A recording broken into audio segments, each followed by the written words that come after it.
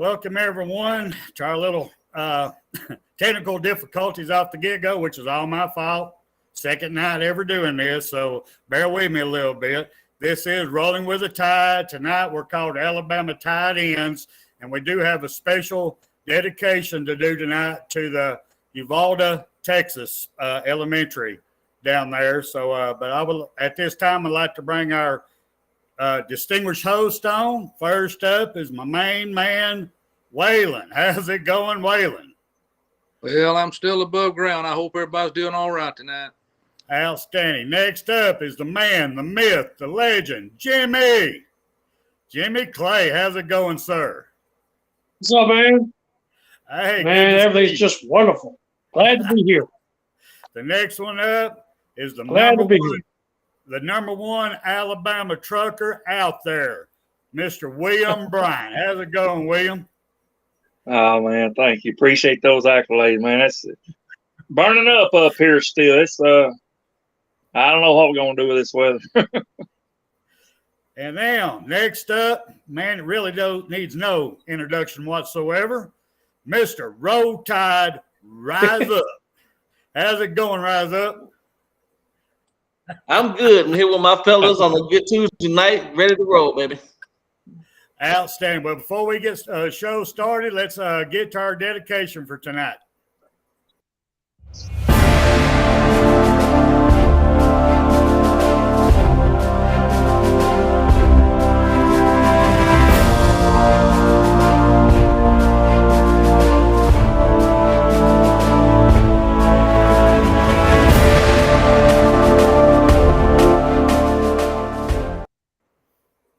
It is my great honor and immense pleasure to dedicate tonight's show to our wonderful lady, Miss Vicki Powell. She's a retired registered nurse for 46 years.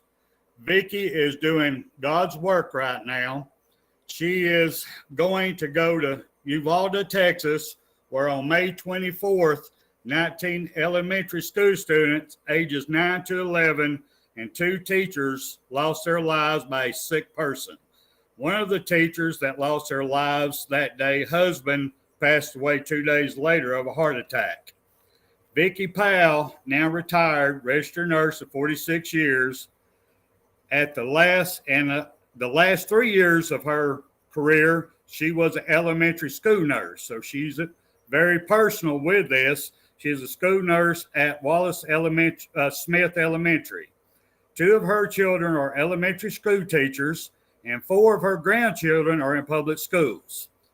Vicki has been in contact with Uvalde Police Department, the City Hall, the head nurse of Uvalde School Nursing Program, so she could find out about the family and everyone in need.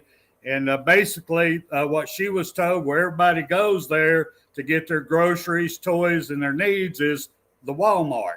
So Vicki is trying to get Walmart gift cards for all 21 families who lost a loved one during this tragedy for food, clothes, toys, diapers, whatever the family may need. Because we all know the expenses that it costs to bury a lost one. There ain't much money left over. If anyone could help Vicki Powell with this, getting these family gift cards, you can contact her on Venmo at Vicki Powell or PayPal angel51038 at yahoo.com.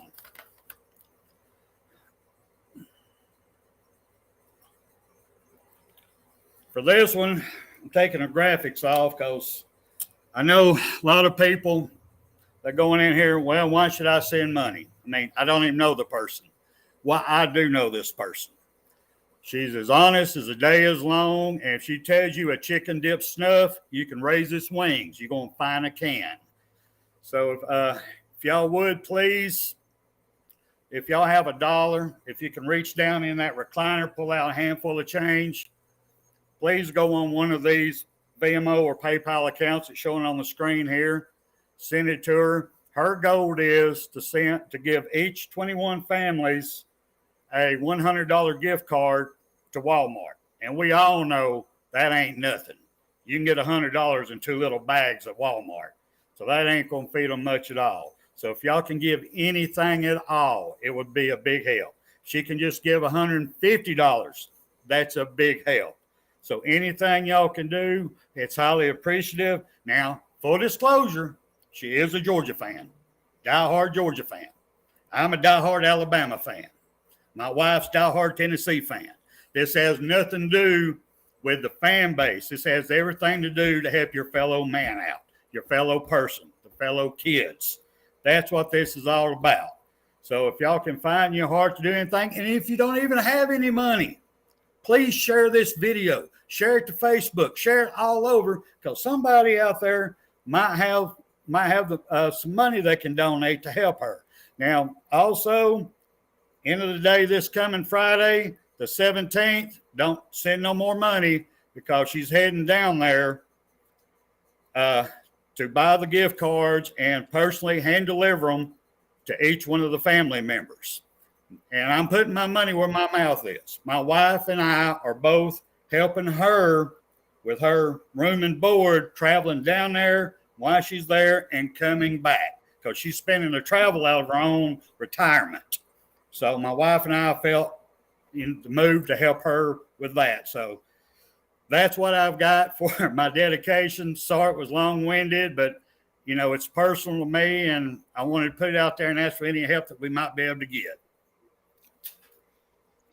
Absolutely. So moving on to our first segment here. After that deep thing, sorry about that, gentlemen, to get so deep there. No, sir. Our first segment here, I like to call Good, this. What are you waiting on? And I'm going to go around the table. And actually, I'm going to start with William first, since he missed last week for technical difficulty. Lay it on, brother. All right. Well, it's been kind of in the past few years, I've been having a hard time understanding why Nick Saban and the coaching staff waits so long to put in the backup players into a game to give them playing time during live situations. I mean, it's like, we get big leads, we do all this, and we still got our first string out there. Tua is a good example. Tua should have been yanked. Should never even come out in pads the second half. Why do y'all think we're waiting so long to do it? And do y'all think we'll get more playing time for the backup people now, since people can transfer at the drop of a hat? William. Well, I agree with you. I think we ought to have some backup that are just as good. I mean, you mentioned Tua, throw in Jalen Hurts. Jalen Hurts had his problems, and they just swapped them up. And I don't see anything wrong with that. And I can't, for the life of me, as you said, I can't figure why with the talent that we've got, that he doesn't do that more. I mean, especially if we got a lead by 2 touchdowns or more. Anyway, I mean, even with just one, I mean, chain them out. Them boys gets tired, I mean, we've got that kind of talent. We should have. I mean, swap them up.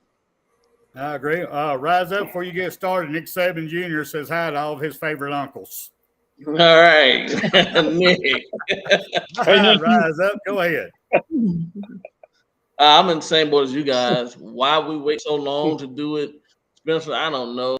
And I think a lot of us sit back and scratch our head like, hey, man, listen, we're up or whatever the case may be. And I know we have some good players that's sitting on the bench, second and third string that love to come in. I'm not a coach, so I don't know. Maybe they see something that we don't see on the field every day or in the back. They may have their reasons.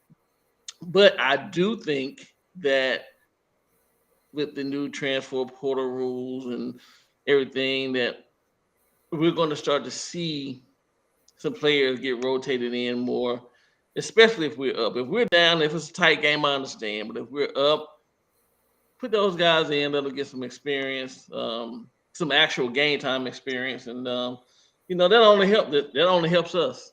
that helps the team as a whole. And so I think we will see starting this season.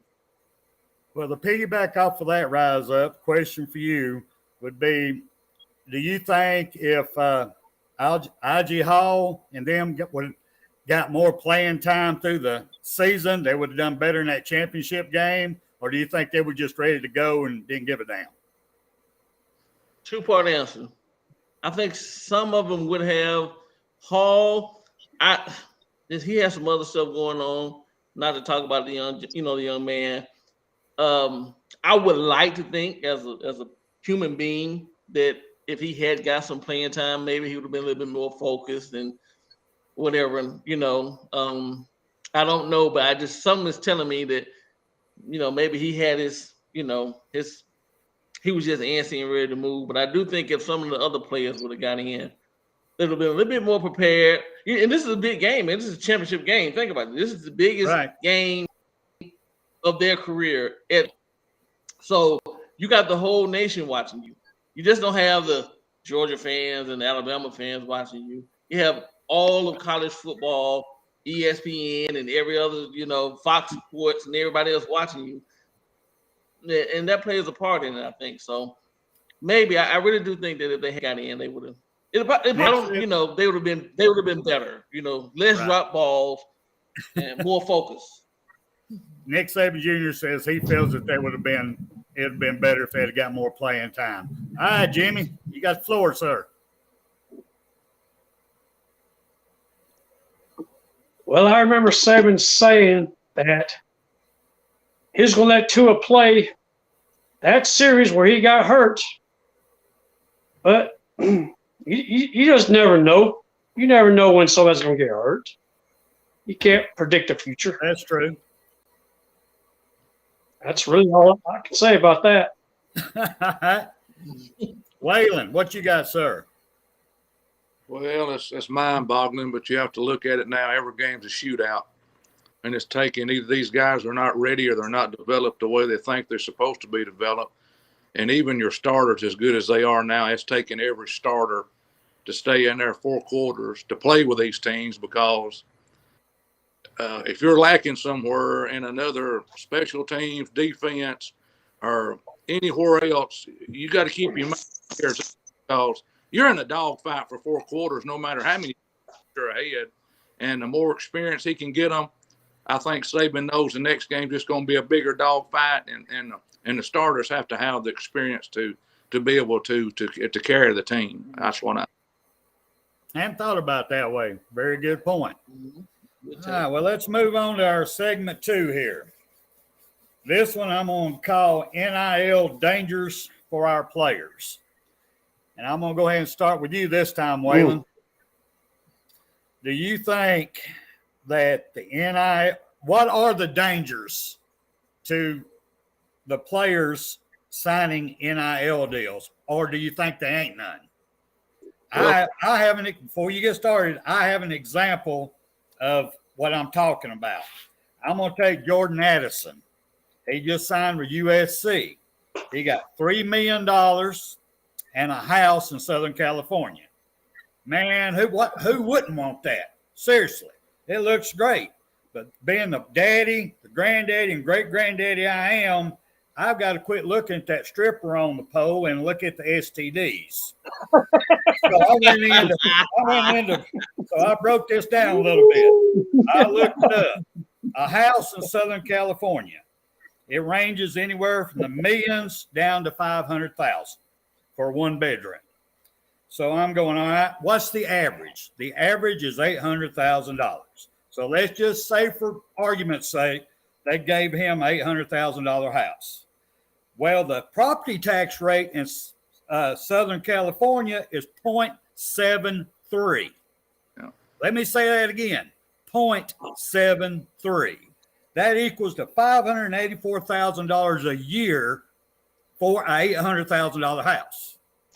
So let's take his $3 million. Let's say he don't spend a dime of it on nothing but taxes. He'll be out of money in 5.14 years. That means he don't buy him a new car, $100,000 car. He don't spend $100,000 on bling. You know, he don't 50 grand on shoes. He don't spend none of that money. He just saves it 5 years. He's out of money. So is that a good deal, or is he in danger? Go ahead, Waylon. Well, I'm gonna have to go back what Santa Claus said, Terry Bowden, what we used to call him Santa Claus. You have to jump up to reach answer the telephone when he's at the office down there.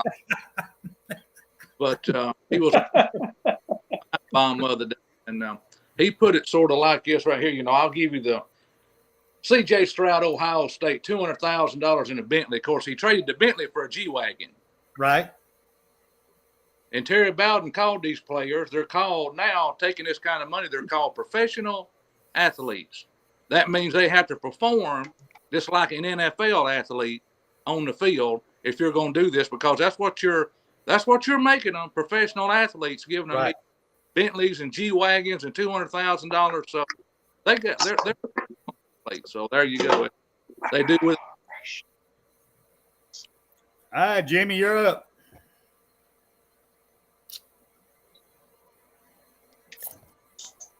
What was the question again? Do you think?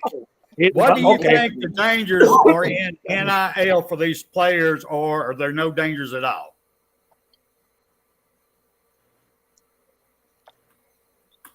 Just take a look at an example of Texas A&M. 7 5-star players. I bet probably over half of them were given NIL deals to sign with Texas A&M. That's my opinion. Okay. And it's greed. It's greed. All right. Rise up. What do you think? Well, I'm gonna read what Nick Saban Jr. said, because I couldn't agree with what he said. All right, go ahead. He said Blake Barnett. Now, what if the NIL had been around in his time? He wouldn't have got a lot of money, probably, and turned out to be a bust. And I go at it at that angle because you're taking money. Listen, like you said, if somebody's offering you $3 million, $8 million, hell, $200,000 for kids, who we're just working blue collar class family I come from, so you never seen that kind of money, you're gonna take it. But what about the future? I call it now money, and now money is good. But what about later money? These kids can go somewhere that's not the best fit for them for the money and end up not making the NFL, where the real money was going to come in at. And I understand that this is real money now versus what they come from. Yes. The future is what I'm saying. I think it can be dangerous. I think it will be dangerous for some. Some people may have parents and the people around them to help them navigate the right path through it and make the right decision. But for a lot of these kids, their parents don't understand economics, so they can't help them.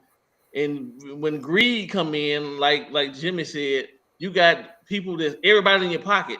So even your agent, they'll have your best interest at heart. So for some people to work out fine, for some people it's not, and it's going to hurt them in the end, in the long run. All right, William, what do you think? Any dangers? I think it's a football is a team. It's not just a player. It's a team.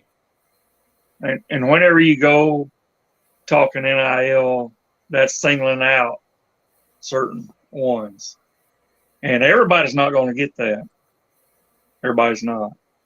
And if you're going to be a team, then let's say the quarterback is getting the NIL, okay? But then the offensive line, some of them didn't make it, okay? Who's to keep them from saying, well, hey, he's better than me? I mean, just I'll just let this guy here come in there and just tackle him or something.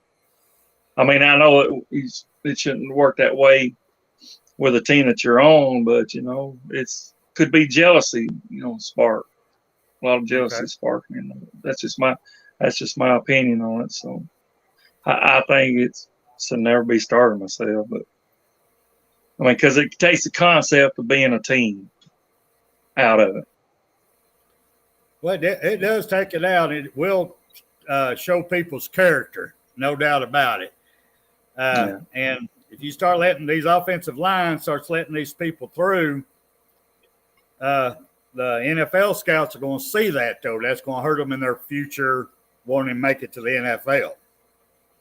But to piggyback a little bit off of Roll Tide Rise Up, and Nick Saban Jr., I mean, it's a great point that he brought up. But my thing on that one is, so the player comes in, he's a bust. Well, to me, that's a gamble that whoever gave him that NIL contract took. Offer him, so say $500,000. You need to come down my car lot here and show your face, sign some cars. And then his first year, he's a bust. Hey, that's on him. He took the gamble. I'm sorry, that's the way I look at it. I mean, it ain't nothing if I go here to buy a car, don't say it ain't a lemon.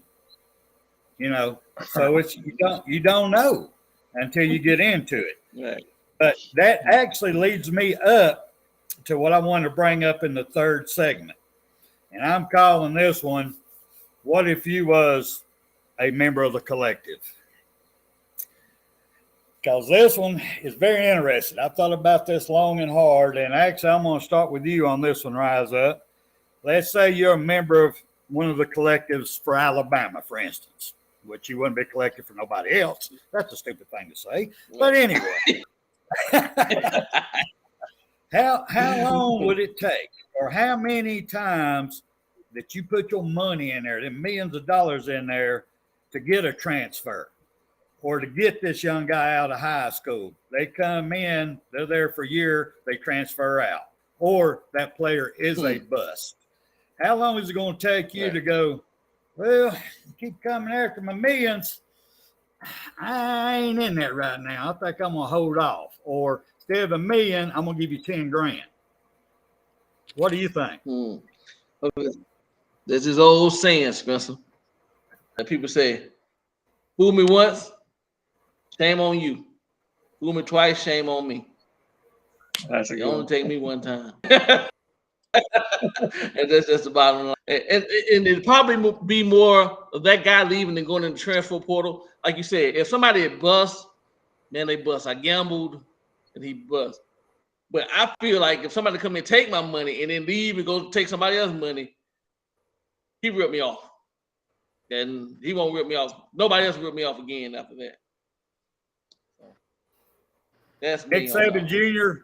Nick Saban Jr. says, and that is why NIL needs to be used in the right way. You need to create value for yourself before they get a deal like it supposed to be, instead of paying a high school player before he even steps on the campus. I have to agree with that. I have to agree with that immensely. Well, what do you think, William? I agree. I mean, it's just I mean, to be fair, they need to give those other 11, if they're paying the defense, be 22. They ought to be able to pay them too, at least something. Right. I mean, especially if they're on the field working. I mean,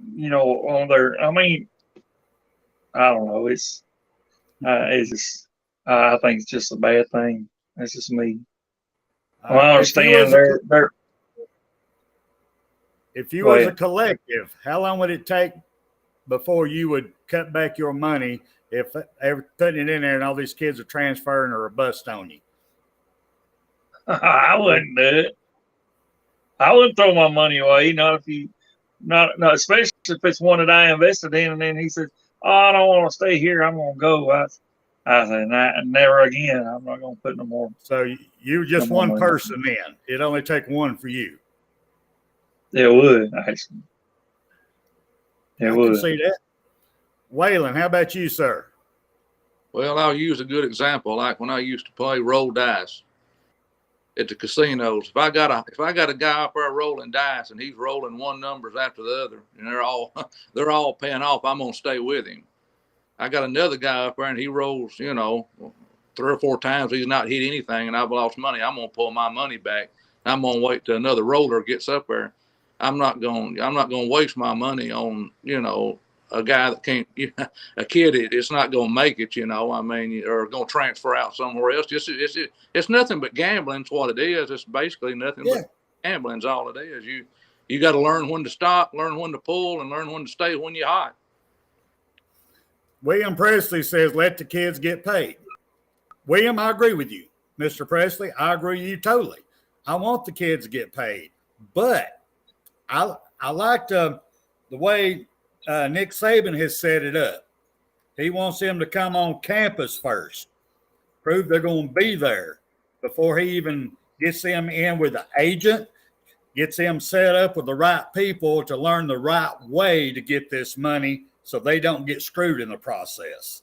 He ain't giving them the money straight out of high school. You step on my campus, you're getting this much money right off the get-go. I do like that theory he's doing, even though I like Kangaroo Black's theory even better, that for the first year, they don't get nothing. The second year they're there, whatever it is, 500,000, whatever it is, that's what you can get up to it across the board for everybody.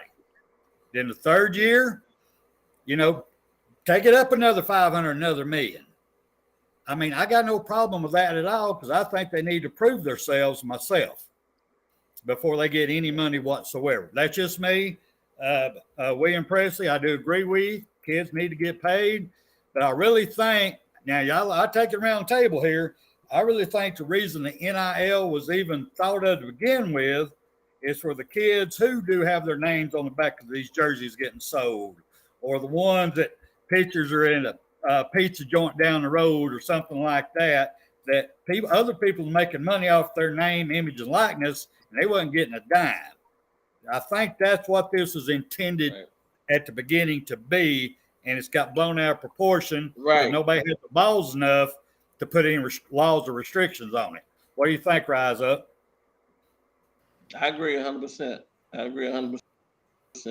Or the kids whose names, like I said, jerseys being sold, and at one point was on games and everything else, and they didn't get a penny off of it. And again, like you said, they don't have the balls to put the right rules in place to make this thing legitimate. I'm not saying it's not legitimate, but to make it what it needs to be across the board. They just shot it in the air, and wherever the bullets land, they land, and here we are. Hey, the chips fell where they may. So. What do you think, Waylon? Well, it's like my ex-father-in-law said when he played Auburn. He's passed away now and played professional football. No matter what they gave him to come to Auburn and Alabama, both of them begging him, he went to Auburn. His goal was to go to the NFL. And when you get the NFL, that's when you've made it.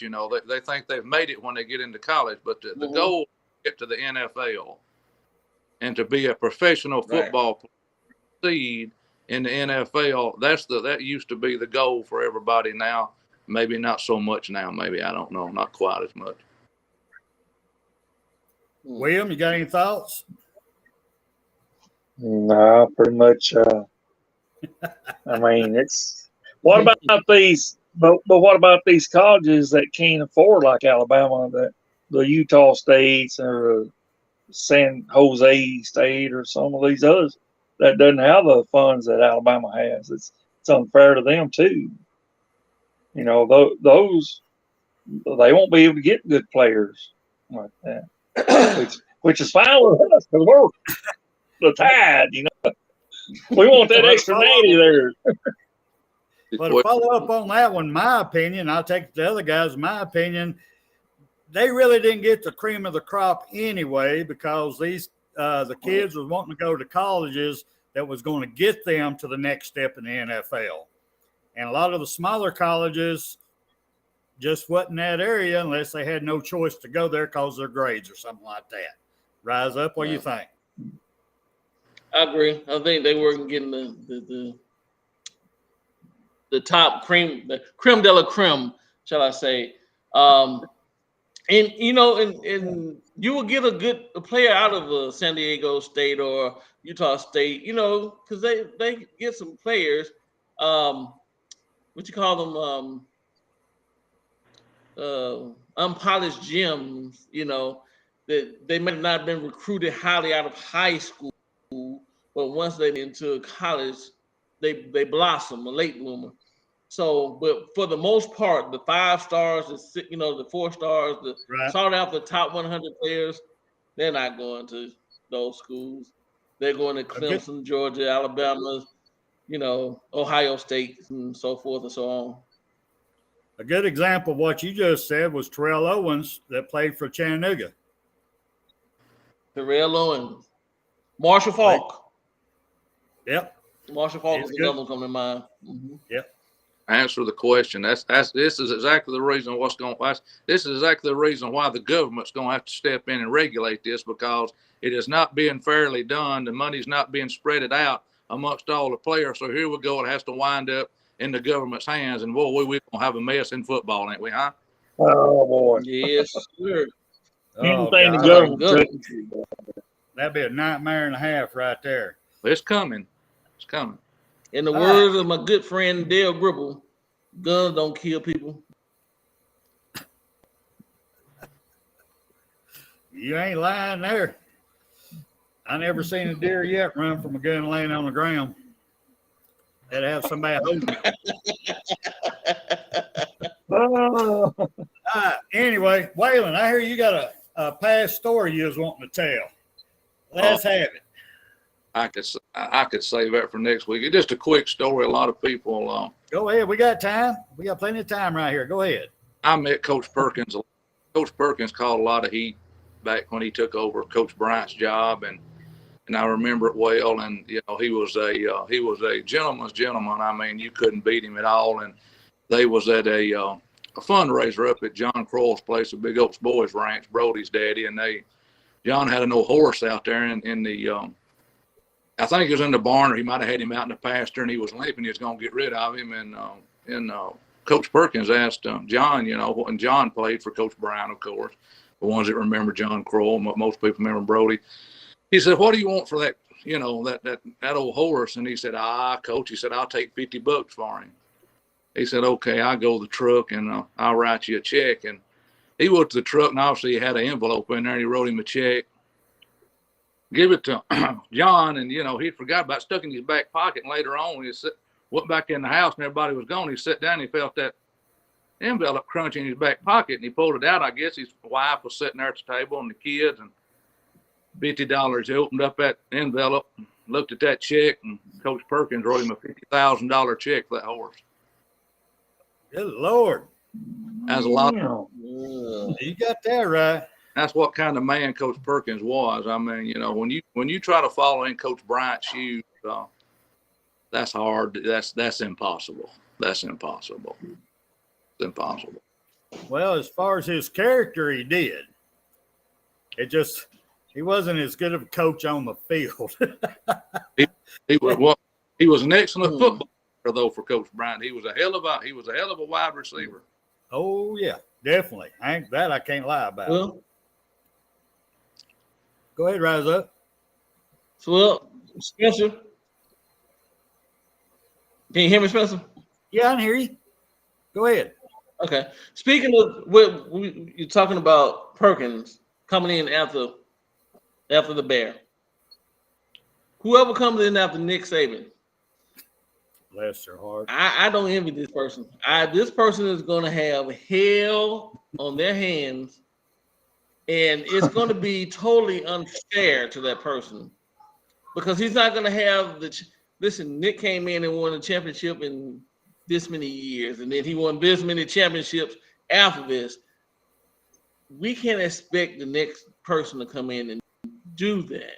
But that's what the Bama fans are going to want. And whoever comes in is going to have some, they're going to have tough skin and some balls of steel because, man, they woo.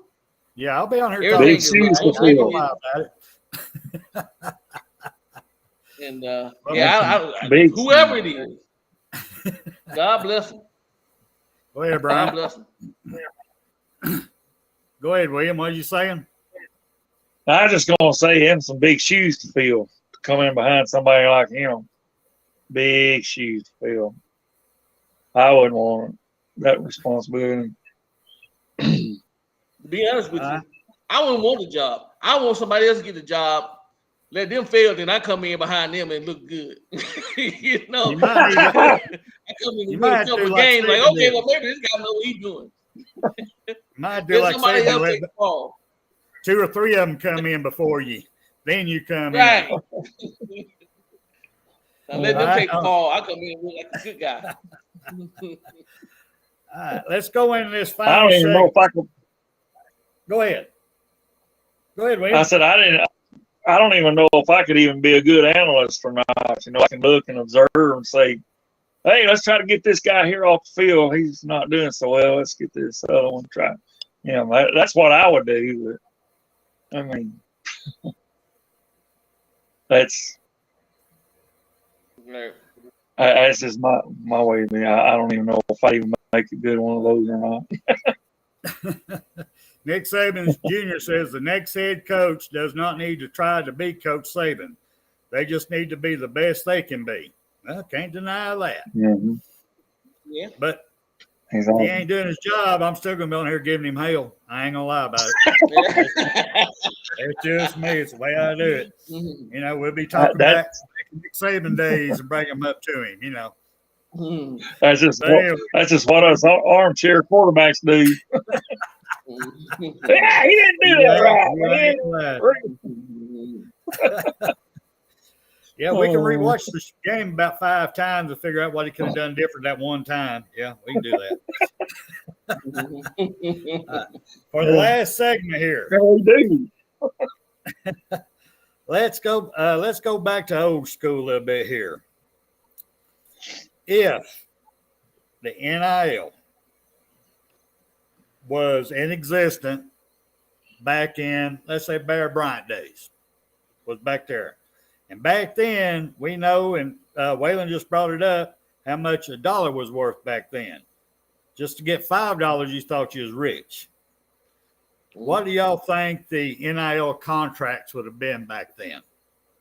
I'll let you go first there, William. Man, comparing them prices to today, oh man, I'd say probably $200,000, $300,000, $400,000. That's more than I was Maybe going to That's say. woo. Woo. That's some money, William. $200 right there, you know. Damn. Yeah. Oh, yeah. Go ahead, Rise up. Back in Brian days, I'm saying 15, 20,000. That's tops. Waylon? That's all you get. I don't really think coaches would have stood for it. I don't think it would have. I don't think it would have existed. I think the coaches had a bigger voice back then. I just don't. I don't think it would have flushed. It wouldn't have worked. No, I agree with that. It would never happen. It wouldn't have happened back then. So, I agree with that totally. Oh. Men were men back then, and boys were boys, and they knew you had to bring boys up and teach them to be men back then. you know, The times has changed a lot, but I was just curious what you would thought the pay would be. Me, I'm thinking $500 and a goat. hell, You gotta have that goat milk. You know, that's just me. I don't think it's that much money. Frick. Well, the freshman. I don't know. Jonathan Lewis is in here. How's it going, Jonathan? Nick Saban Jr. says he thinks $1,000 would be a good year. I can see that. $1,000 on that one. Give Well, them- gentlemen, y'all got anything y'all want to bring up or anything particular y'all like to talk about? 'Cause if y'all don't mind, I'm gonna put this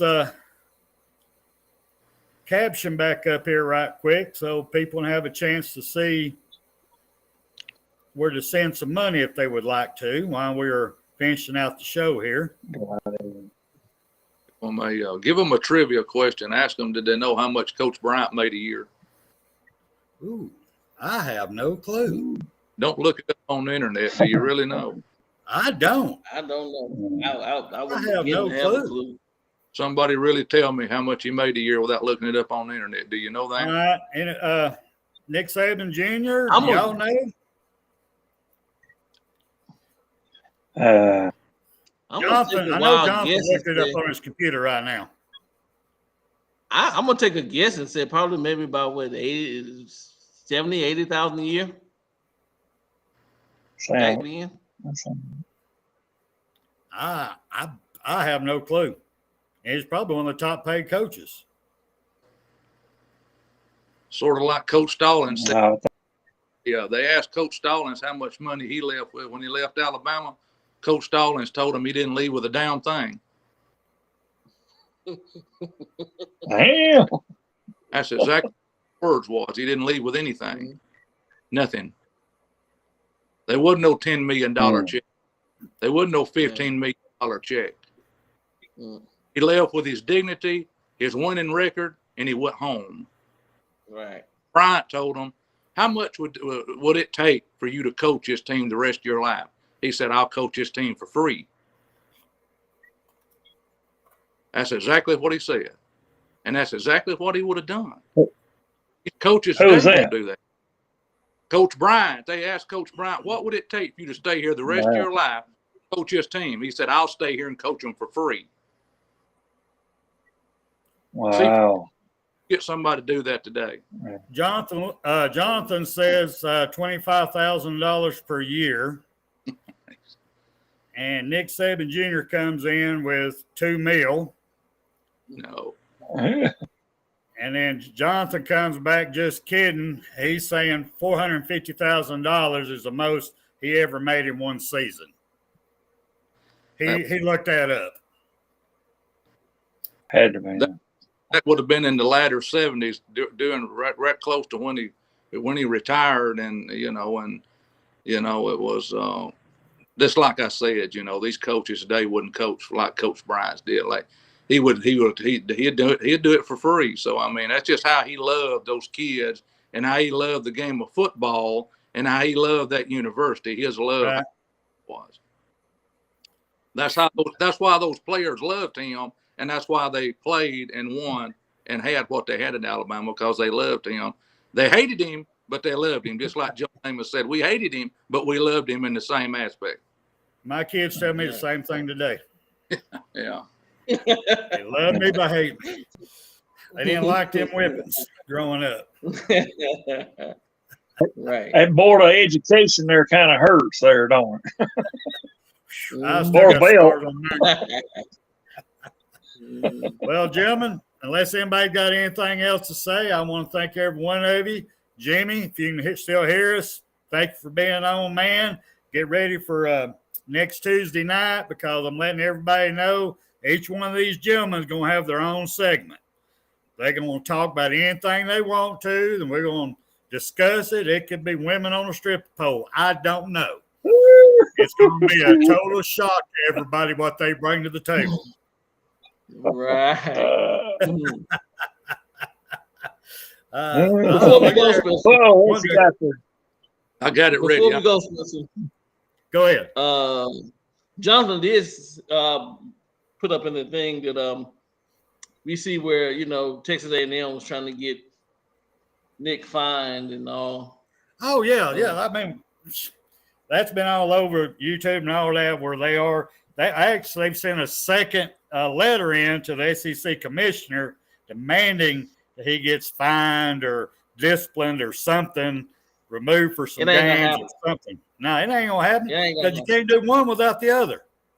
They're gonna have to do the same to their own coach. Right. I That got ain't a, gonna I got an opinion on it. He ain't gonna do that. But anyway, well, I thought it gentlemen, was over with.